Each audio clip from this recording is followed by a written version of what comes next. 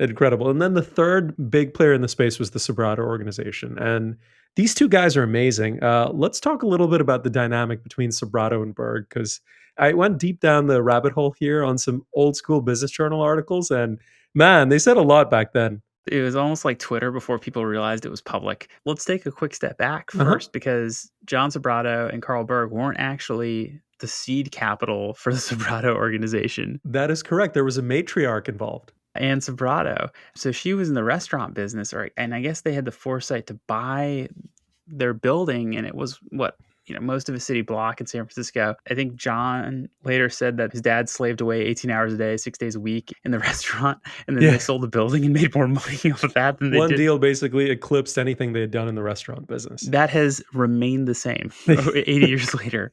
But took that seed capital and bought a ranch in what is now Atherton. John Sobrato is basically running the show, and he partners with a guy called Carl Berg, and their dynamic is really interesting.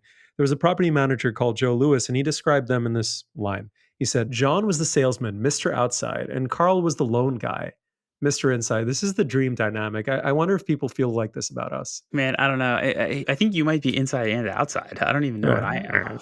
Yeah.